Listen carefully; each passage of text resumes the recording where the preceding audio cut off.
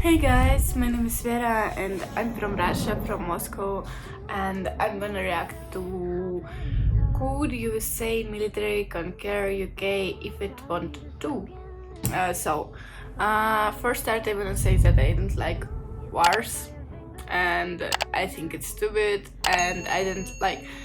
If you see these videos, I hope you watched it and understand that the war is so fucking. So, yes, that's my opinion, and let's see this. We all know US and UK are close allies, and that US armed might is far greater than that of UK. But just for argument's sake, and to learn what sort of limitations waging warfare across the ocean implies, this video will explore US invading the United Kingdom. So, with just the airplanes and ships left to count on, is an invasion over the Atlantic viable?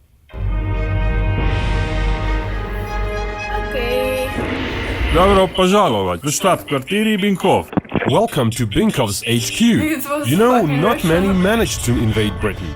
Ones that did were the Vikings. And if you like Vikings, War of Clans might be the browser game you're looking for. Did you know that people playing Vikings today are more numerous than the total number of actual Vikings that ever lived?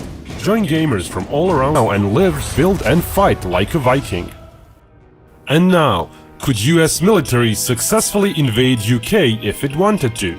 Some rules will apply. US gets no overseas bases and all other countries are impassable. Distance from US to UK mainland is pretty big, especially when reaching London. Before trying to land any troops, the seas must first be clear of British ships, and Royal Air Force must be suppressed. US has a massive advantage when it comes to naval assets. Basically, all of its assets are made for oceans and could operate near UK if needed. While the Americans would need to sail to and from Britain, taking weeks away from their actual presence, US Navy could pretty much do whatever it pleases near the UK. It's interesting to point out that most of US ships do not carry anti-ship missiles. US Navy prefers to use their carriers for such missions. British Royal Navy is to go down a similar route. Their Harpoon missiles are old and set to be retired soon. Not all ships have them. Only a minor part of the British fleet has modern air defense systems. Basically, the sea war would be fought above the sea and under it, but the British lacked anti-ship missiles for its aircraft.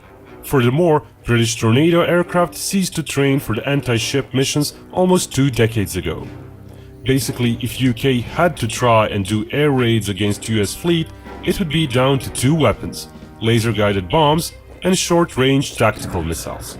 Brimstone in particular might be the weapon of choice. While its warhead is tiny, Brimstone 2 has a decent range. Still, against dozens of potent destroyers designed to deal with many anti-ship missiles at once, it's unlikely UK could do much. British best bet would be their submarines. They're fairly modern. Theoretically, the British could use their ballistic missile subs as attack subs as well, and speed up the entry into service of another astute sub, while keeping one Trafalgar running a bit longer, rummaging for retired sailors to crew it. Still, the British would be far outnumbered. US submarine fleet dwarfs theirs. Given a bit less time on station and British home advantage when it comes to resupply, the balance of power may not be quite 6 to 1. Still, it's no question the British subs would get hunted down within months. Aerial anti-submarine platforms would also play a large role. And while the British could use all their assets, even just the deployable portion of US assets would be enough to force the British subs into hiding. Furthermore, US carrier-based air power would make it hard for British anti-sub helicopters to operate. The main force projection would be done by US carriers, naturally. US could choose whether to use more carriers initially and then have less available later on, or to maintain a smaller number on constant patrol. To defeat the British Air Force, the former is more likely. US nominally has 11 carriers, but only 9 air wings. It does have an additional support wing, which is a lot bigger. It may be the source of 1 or 2 more combat wings after some months of preparation. But crews aren't the only issue. Lifespan of a carrier necessarily involves lengthy maintenance periods. Important to note is that the deployable period doesn't mean the carrier can actually be on a mission the whole time. Usually 1 or 2 deployments are made during those 18 months. Missions are usually 6 to 8 months long, and several months are needed to prep the carrier and its wing for another mission. Shorter missions might give more deployments in the short term, but in the long term they would require even more maintenance for every month spent out at sea. Because of all that, it's unrealistic US would send out more than 6 carriers at once, after a few months of prep time. Similar issues would affect the aviation assault ships. Perhaps 4 to 6 could be deployed at once, after some preparations. Grand total of combat planes US Navy and Marine Corps could muster in a few months long air campaign is thus smaller than the total number of US planes. US might fly in fresh planes to replace ones that got lost. Flying them over the ocean to a carrier would be doable. What could the British respond with? Royal Air Force is smaller than even the readily available US planes deployed on carriers. Another huge issue for the British could be their lack of air defenses. Everything they currently have are fairly low altitude systems, meaning the US would be free to bomb them from high up with guided weapons. UK would also suffer the US cruise missile barrage. While the Brits have some such missiles of their own, it's unlikely they would be used against the faraway US bases. Even the subs that could carry them would be better utilized for defense of the homeland.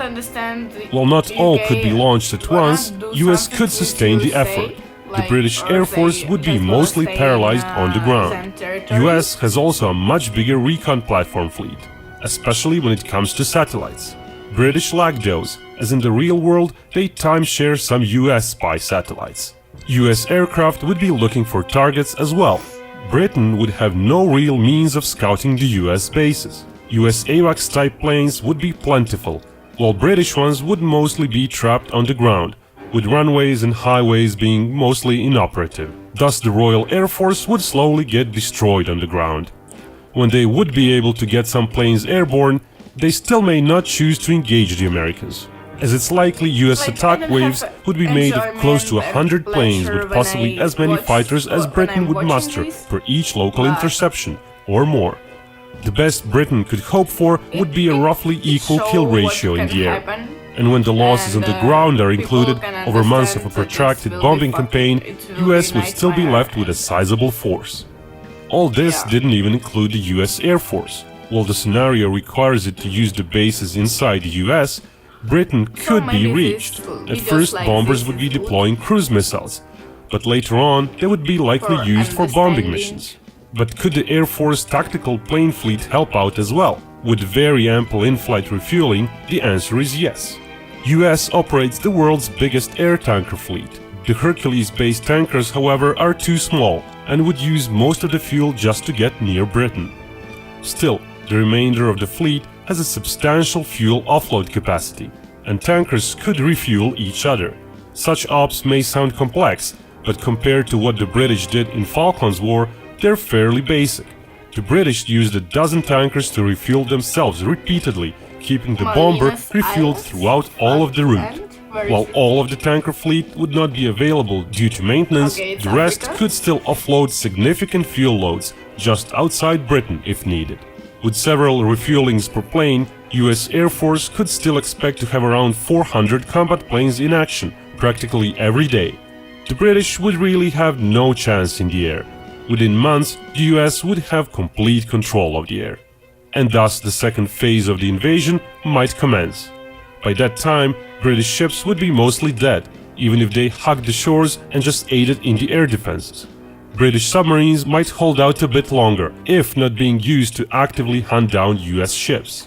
But even if British subs managed to kill 2 US vessels for each of their own, final result would be the end of the Royal Navy. So at around 6 months or so into the war, the landings would be mostly unopposed, except for the Royal Army defending the shores. 6 months would be enough for US to assemble pretty much all of their active and reserve assets. In addition to landing ships, US could count on numerous cargo assets of its Sealift Command and Reserve Fleet in case a port is secured. US Airborne could also help, with the numbers shown probably growing with newly trained paratroopers. Getting additional heavier equipment for them, however, would not be likely, given the time limit. US transport plane fleet is pretty big and should be able to drop all the airborne troops within days. US could be looking at close to 30,000 troops during the first day and close to 20,000 more the day after. Subsequent days would see fewer and fewer troops being added and more supplies being brought in. The British would enjoy more soldiers than shown before. The reserve mentioned covers only the soldiers receiving some training periodically and soldiers for whom some heavy equipment is stored. In an event of a total war, Britain would be using those 6 months to mobilize as many soldiers as possible.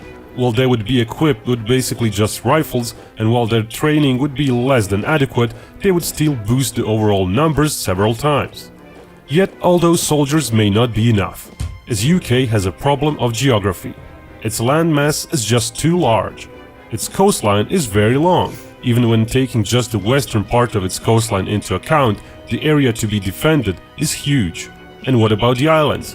Perfect for US to take and entrench themselves at, before launching further landings from them. Most of those areas are sufficiently far away from the mainland that British artillery would not be much of a factor. And what about Northern Ireland? There are just too many places for US to concentrate its assault on.